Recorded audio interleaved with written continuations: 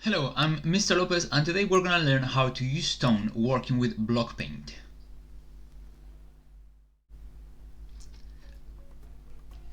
For this example, I'm gonna be using a cempasuchil or a marigold, flower of the dead.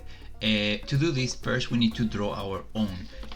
I would suggest try to find things that are round, that you have around you, and make the first shapes the center, and try to mark where the different petals are. Marigolds are known because they have more than 20 petals. That's what cempasuchil mean. So you're gonna try to draw a flower with a tons of different petals.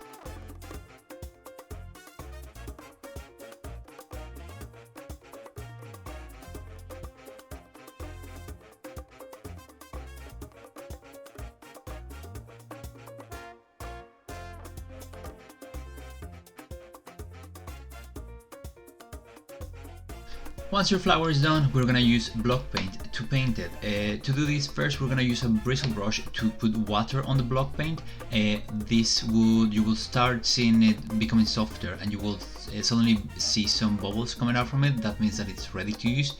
We're gonna use the main color for some sections, and once you've done that, we're gonna start working with the light tones. So for that, you're gonna add some white to it. Please make sure that when you put your brush into the white, you put your brush into the color, dip it in water first before going into the white, otherwise you start transferring the color into the white and it becomes really messy. You're gonna mix your color, then you're gonna test it in a piece of paper just to make sure that it's not very similar to your original one, and you're gonna start painting some sections that are not touching each other. Yeah.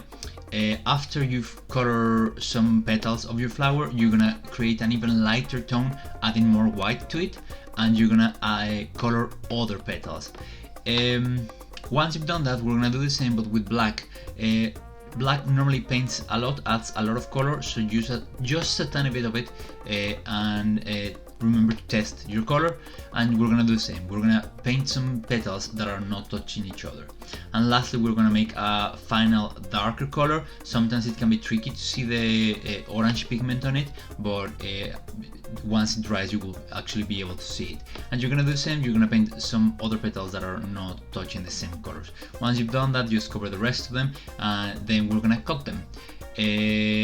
Once you've cut them, be careful with scissors, just cut them, and then you have your Mexican Marigold or cempasuchil flower ready. And that's it. Thanks for watching. Bye.